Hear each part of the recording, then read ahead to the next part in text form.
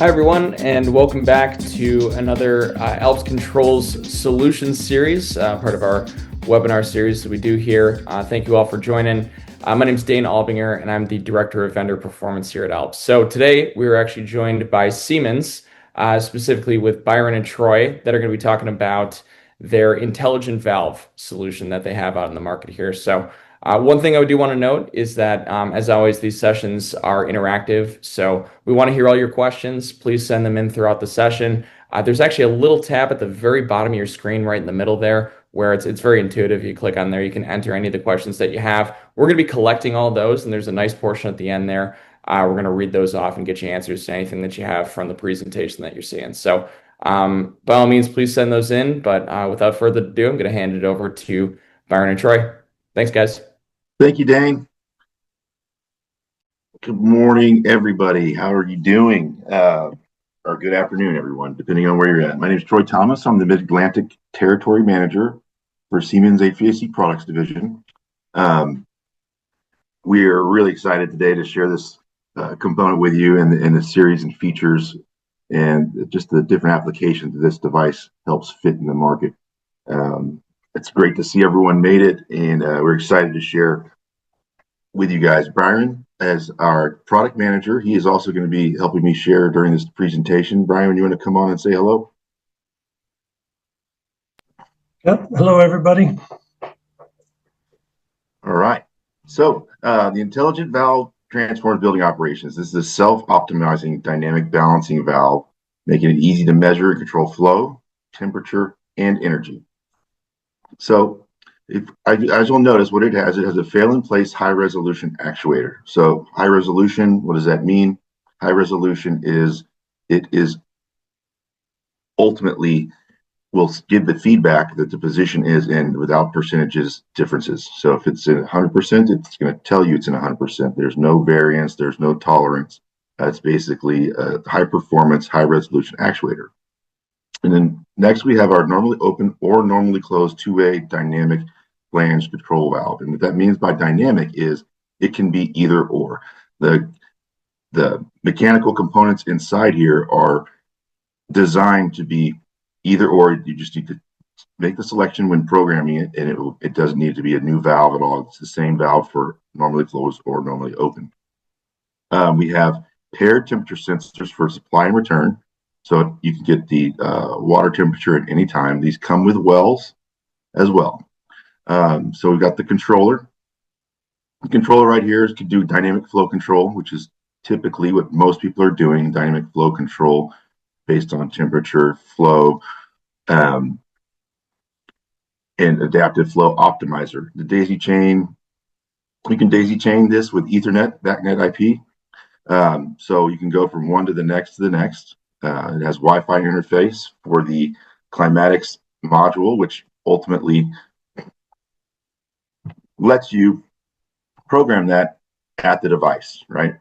And not to mention right here, we have the ultrasonic flow sensor, which is, one of the biggest components about this. It helps ultimately with energy, BTU measurement. Moving on. So the market challenges, right? We meet different market challenges. One, we've had, it's complex installation to high chance of errors.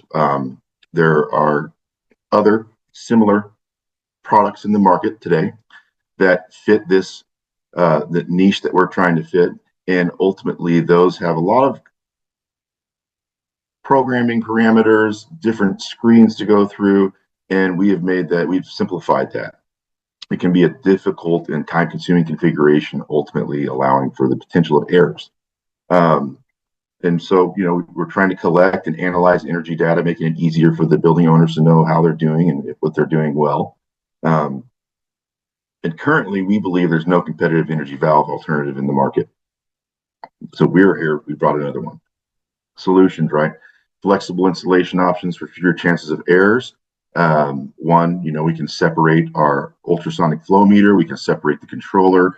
All three of these main pieces can be separated and put in different places in the event the piping or the space constraints are preventing a whole valve and ultrasonic flow assembly that's together in one piece fitting anywhere. We've tried to help that out and figure out just tried to find solution for when that's a problem, which is often the case.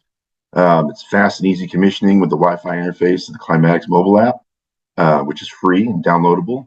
The variable hydronic balancing with valves in the Climatics mobile app is one of the more amazing features that we really like to highlight. So key features, right? We have adaptive flow optimizer, which automatically adjusts the volumetric flow, presetting during operation, right? It's easier installation and commissioning, pump energy savings, and increased comfort. Once we mentioned again, the flexible installation where you can separate the flow sensor, the controller, and the valve for situations where space is tight or it's limited. We've got the Climatic mobile app, which is basically for local configuration, balancing, commissioning, and operations monitoring via mobile device. This is for the installations, the service technicians, owners, commissioning agents. This is what the tool they'll all use to work with this device. So dynamic flow control, right? This optimizes flow control of flow, delta T, or energy. These are three separate functions that can be done with this device. And continuously measures supply and return temperature differences and controls the delta T set point. The logic within the controller that's there prevents the occurrence of low delta T syndrome. Intelligent valve. So what you'll see here on the left is dynamic control valve. Intelligent valve is a differential pressure controller or secondary supply temperature control. These are the three main operations that it can work in. The one that's going to be utilized most in the field is more than likely the dynamic control valve. However, say we're going to step it up, the intelligent valve is a differential pressure controller. You can connect an external differential pressure sensor placed for most reliable balancing, usually 3/4 down the system. That can wire back directly to our controller. This is going to be a part that is, anybody's, it's agnostic to anybody's input for that signal coming from a differential pressure sensor in the system. Dynamically balances, providing constant operating conditions to the control valves at the room level. Okay. And then we have our secondary supply temperature control. This controls flow on the primary side of the heat exchanger to maintain temperature on the secondary side. We can send a signal to the secondary pump, whether it's going to cooling towers or condensing, and that signal can kick those pumps on, usually helping with freeze protection. It's basically more flexibility for supply temperature set point. Byron, I'm going to hand it over to you now to talk about the benefits of the entire life cycle and the planning, installation, and operation. Great, thanks, Troy. So just want to kind of give an overview here, but basically say that from planning to ongoing operation, the intelligent valve, it's truly more than a conventional dynamic valve. It has, with the built-in intelligence, it's the ultimate solution offering with guaranteed benefits throughout the full life cycle. And just to mention or highlight a few of the benefits, it increases energy efficiency. It facilitates productivity and ensures building comfort while providing all the flow and temperature and energy data that you'll need. It's really the ideal valve for HVAC systems in each of the individual phases because of all the benefits it provides. So next, Troy. So if we step through each of these phases, in the planning phase, the intelligent valve has adjustable settings. Dynamic balancing reduces the time and effort really during the planning.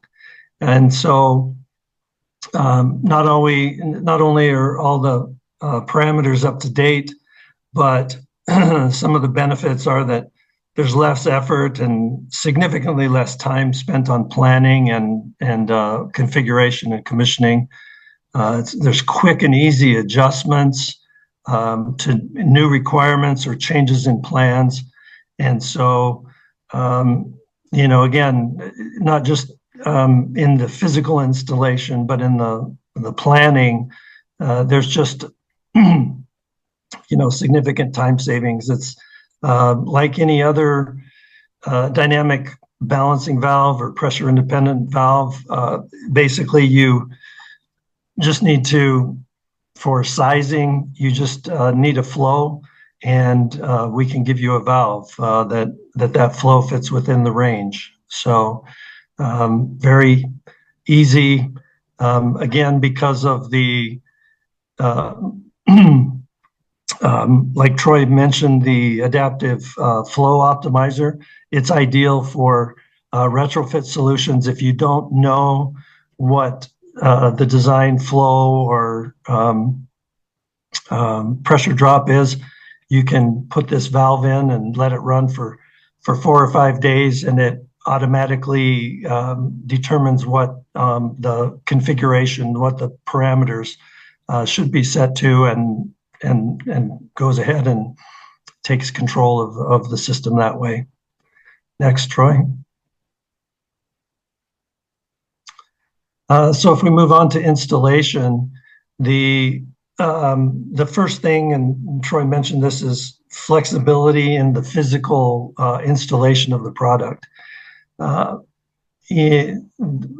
Particularly if we walk through these steps, the first one is typically, if this is in a horizontal piping configuration, you'd have that on the left. The controller would be parallel to the pipe for easy access and visibility and connectivity. The second, number 2, would be if it's in a vertical configuration, and you could just rotate the controller 90 degrees and be able to, again, have easy access and visibility to that. The third step is there is a cable connecting the flow sensor to the controller, but as long as the wall or a pipe or anything else is within that distance, you can remotely locate that controller, maybe protect it from the elements, or just for ease of accessibility. And then finally, which is certainly the most competitive advantage, is that we can separate the flow sensor from the valve. And so you could put the flow sensor in the supply and the valve in the return side. And if there's space limitations or pipe length constraints, this is certainly a key advantage competitive advantage that we have. All right, Troy, next. All of our controller boxes are compatible with all the intelligent valves, so you don't have to worry which controller goes with which valve.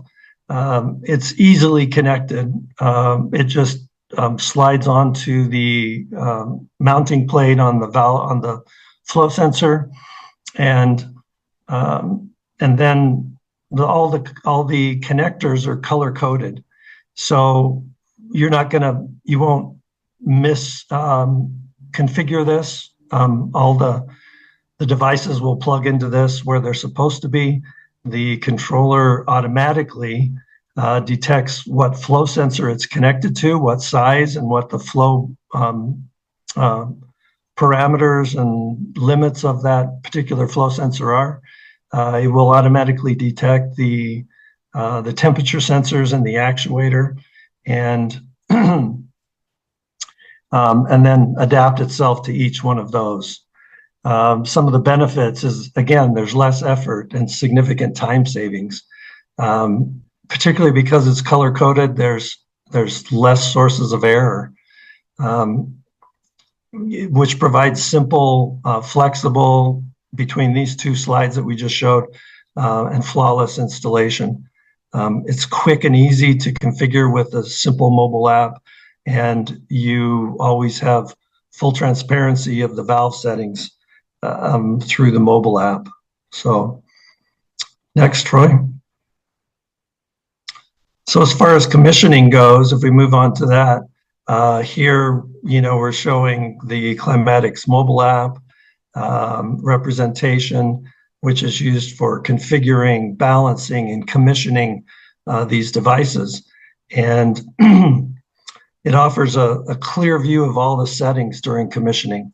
So, you can verify hydronic balancing with a balancer self-test. It'll determine whether it's meeting the max flow setting and a lot of the other parameters. And you can even save a report and then print it out later that verifies that everything's operating as it's configured. And then there's also fast and easy adjustments with the mobile app. This is the connectivity is either through a point-to-point Wi-Fi, which is the Wi-Fi signal is initiated by pushing a button on the controller, and then you are able to connect your mobile device to that Wi-Fi signal and do that connections. Or there's also a USB connector that you could also connect directly with a cable between the mobile device and the controller. Next slide. So if we move on to operation, everything is in balance right here, as it says. Oh, I don't know if we can go back. There must be some, one more.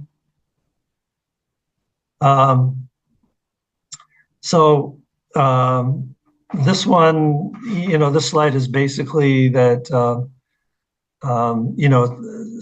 the parameters are verifiable, the energy efficiency and balancing, all of that information is verifiable in your BMS system via, if you have the BACnet IP connection to that.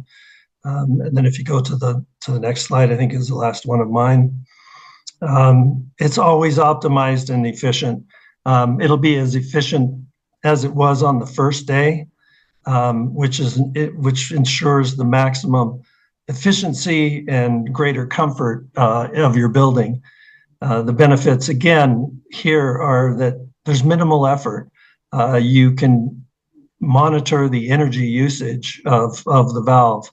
You can monitor the flow, the temperature parameters, the energy parameters. It'll calculate that because it's got the flow and the temperature data that it needs. You can also troubleshoot remotely with remote access through the BMS. And one of the key things is that because it's a dynamic balancing valve, that there's easy system expansion and changes in building use. So I think overall, pretty much a key word here is flexibility and time savings and energy optimization. So I think back to you now, Troy. Thank you, Byron. I really appreciate it. That was great. We just wanted to highlight that this product has a 5-year warranty on all valves and actuators. The 5-year warranty starts in the order date. Basically, if an order date is not available, the manufacturer date will be used instead. And I hope that everybody understands that we will back up this warranty, and we just send in if anything happens within those 5 years. We get an RMA, and we'll send you a new valve or actuator out or together, depending on what the error looks like. We really appreciate you guys attending today. We don't want to take too much of your time, but we definitely would like to have some questions from the field, from you guys, from attendants, and for a deeper dive and make sure that you guys, there's any features or benefits that we're not thinking of that we haven't highlighted that you guys can talk to us about. We'd sure like to address those now. We have one person who wants to know how does the intelligent valve optimize flow control and energy efficiency compared to traditional pressure independent control valves? I can take that one. This is there's two types of traditional pressure independent control valves, basically the mechanical and electrical. Compared to the mechanical, this functions more like an electronic. So mechanical, there's a automatic pressure regulator in there that controls the flow. But in this intelligent valve and other electronic devices, it's really based on the measuring the flow and detecting changes in the flow, and then being able to regulate that and make it consistent. Whenever at any given load control signal change or control signal, so that to maintain the flow. So it's electronic and based on the flow measurement.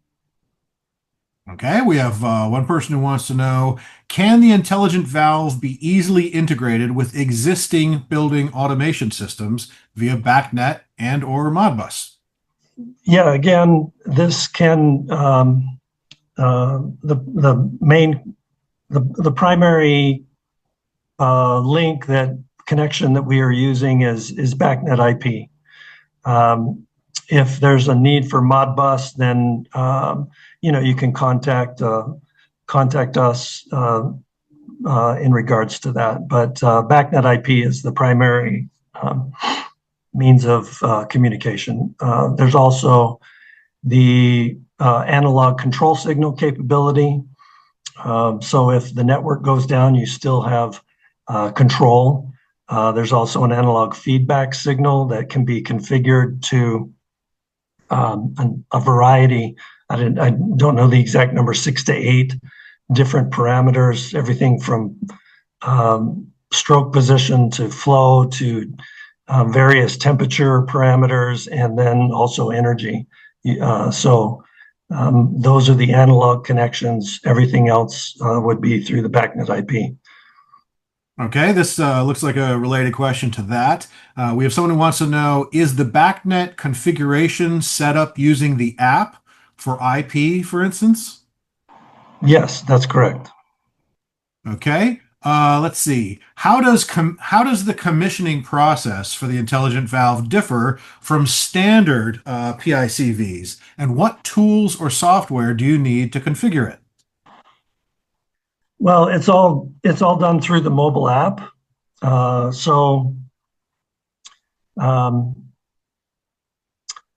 mean, that's the basic thing. I mean, with a mechanical pressure independent control valve, you basically set the max flow to balance it. That's typically set to the design flow of whatever coil or device you're controlling for.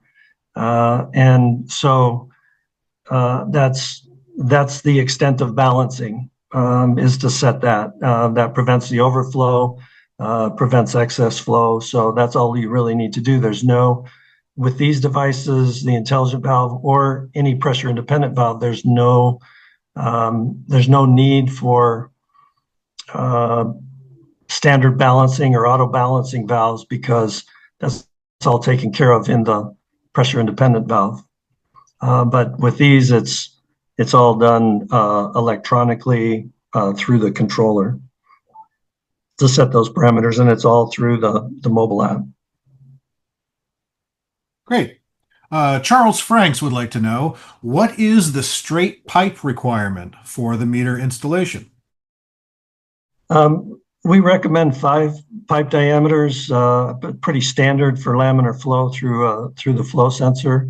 Our flow sensor does have flow straighteners in them.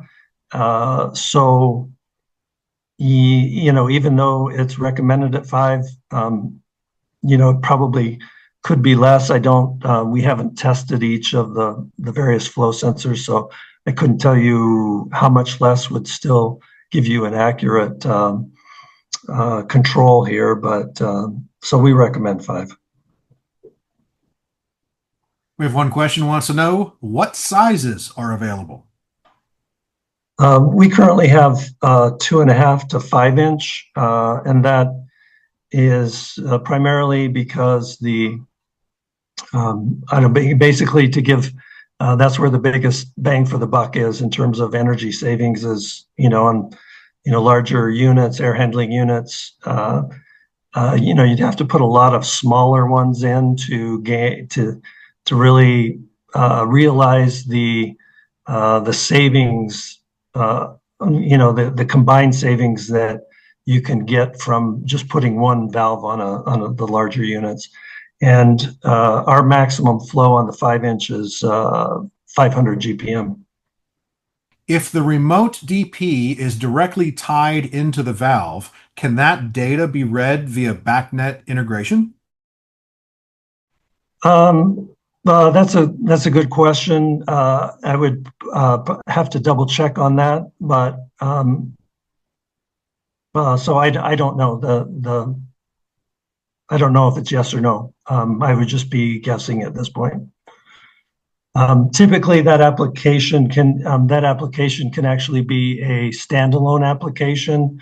That's all the valve would do is just control, and then you would have an output to the pump to increase or decrease that pressure. But I would have to confirm that if it was connected to BACnet, that if that parameter, the differential pressure reading would be available.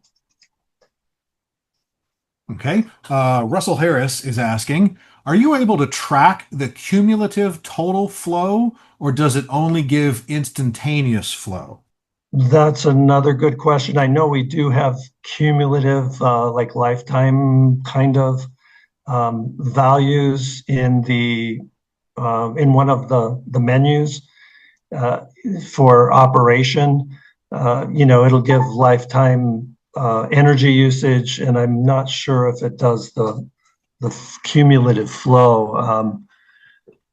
Again, it would be, I don't know.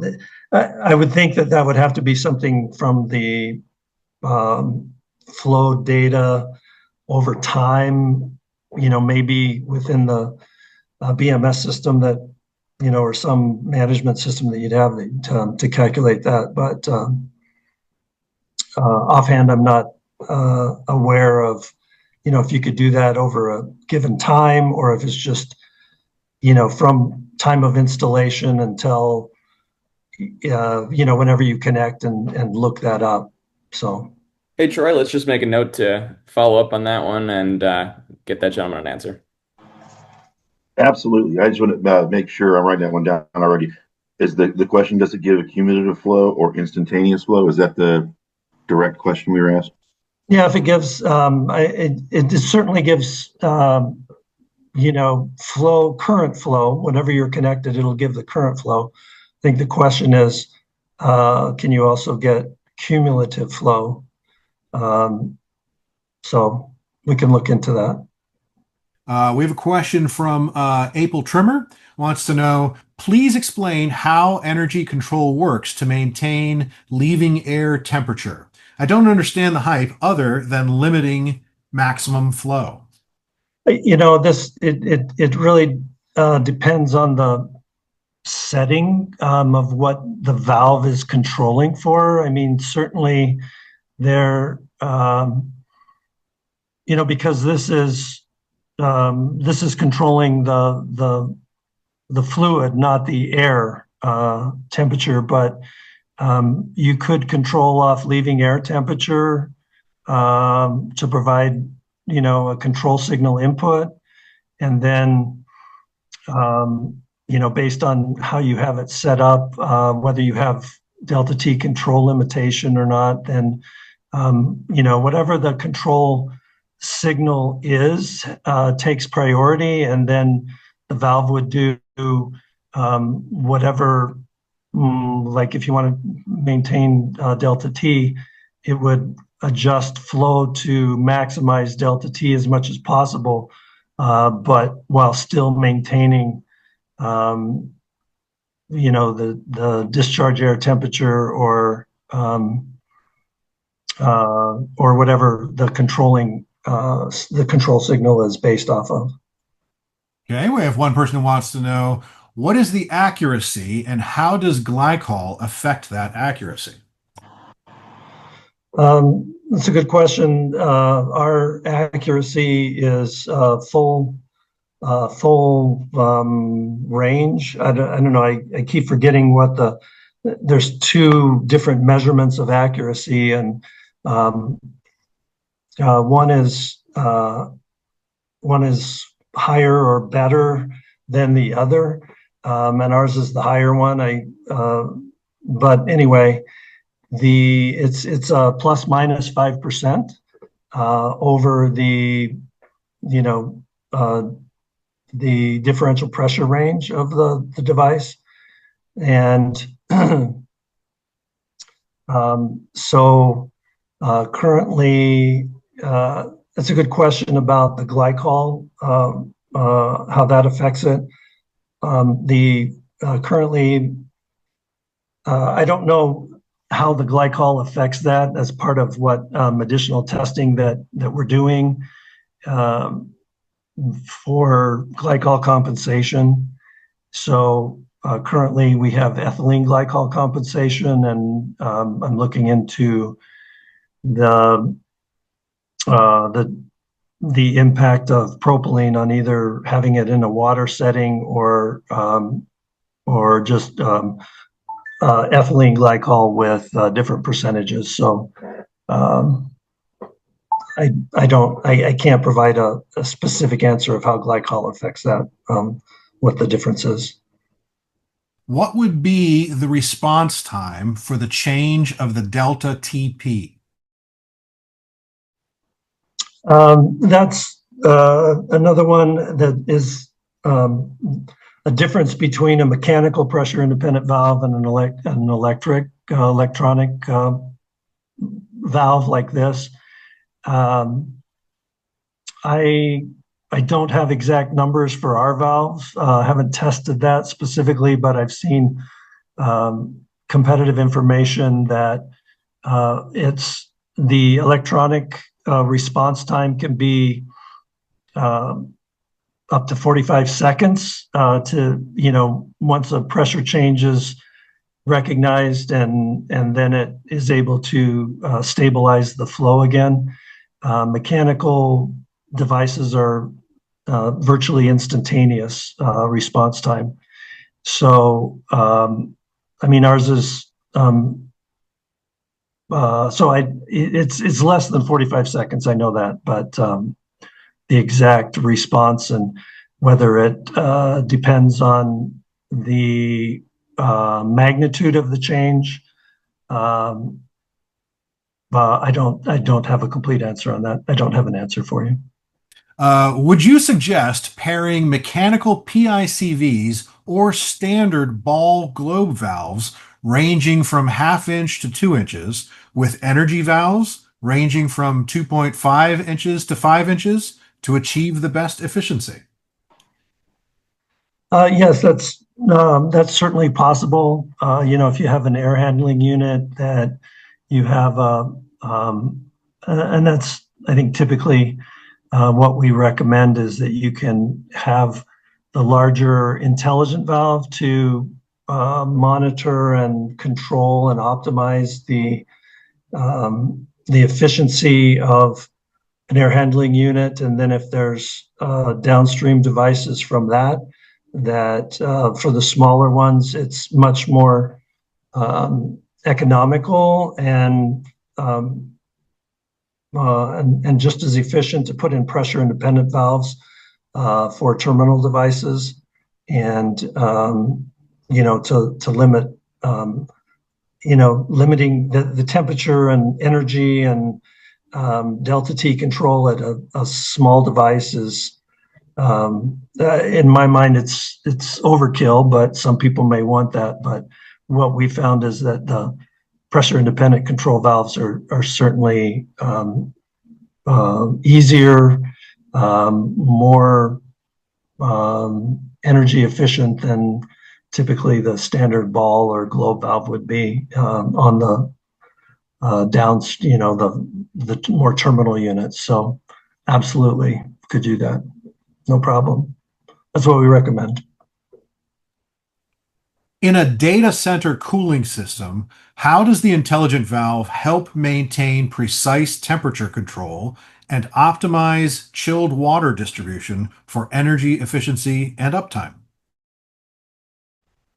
That's all based on the temperature, having the temperature sensors in the supply and return, and we also provide various configurations of that, whether it's delta T to optimize the flow and the energy usage to optimize that, whether it's return temperature control, so that it's optimizing the chiller efficiency by keeping, trying to maintain the temperature efficiency there. So it really comes down to the temperature, with the configuration of the temperature control that you're using with sensors that are available with the intelligent valve. And so and that's as far as uptime, there really isn't, I don't know that there's any benefit or advantage of these versus other valves for in regards to uptime. It's more the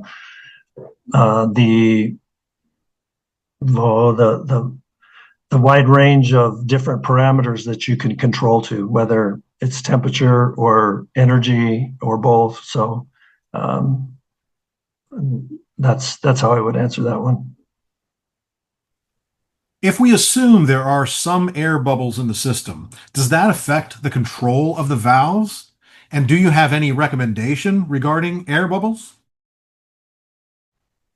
As far as I know, that that shouldn't affect. I'm not aware of it affecting any of the operation of the valve. I think it's a standard. I would just say it's a standard practice, whatever the standard practice is for removing any, having removal of any air in the system. I mean, typically, in a closed loop system, those would be at a minimum anyway. So, do you also look into having delta P control in your intelligent control valves? Well, I think I'm not exactly sure what what they're talking about, because I think that well, there's two things. Troy talked about using the intelligent valve as of controlling the differential pressure at some remote location in the system, different from the valve. But so that's one application. But the other thing that comes to mind for delta P, is these are pressure independent control valves. So they function independently of the differential pressure across the valve, maintaining a consistent flow through the valve, independent of pressure changes in the system. So those were the two ways that I would talk about delta P control, is one within the valve and as the pressure independent piece of it, and the other as the differential pressure control, which is an application for a remote point in the system of controlling that differential pressure. Do you offer in ductile iron or also stainless? Also, are these flanged or threaded? No, our valves are standard cast iron, an ASTM standard. And so these are our, The valves that we use are our standard high close-off valves. So, we can get up to 200 PSI close-off on these. And so, no, we don't have stainless. It's the standard cast iron, not the ductile iron. And these are all, our 2.5 to 5 inch are all ANSI flanged. Yeah, thank you all. And just a parting note here. I mean, a lot of the questions, had quite a bit of depth from a technical perspective. We're also going to be having our Siemens reps help to reach out and provide some additional clarification on some of those points, as a lot of these go into specific applications and the different projects that you're working on. So we will get you additional clarity there. And if you have more things come up, please reach out to us. We're more than happy to help. And now for the fun conclusion, we also do have 3 $200 Amazon gift cards that we're raffling away to any of the participants. So please check your emails in the next week, as we're going to be selecting those at random, all brought to you by your team here at Siemens who brought that about. So Siemens team, thank you guys. For all the participants, thank you. And again, if you have any questions as you're working through the Alps controls experience, please feel free to reach out. We're more than happy to help you. Yeah, thank you, everybody. We really appreciate your time. We appreciate your questions, and we will definitely be getting back to you with comprehensive answers on all of those. Thanks, Thank everybody. you. Have a good one.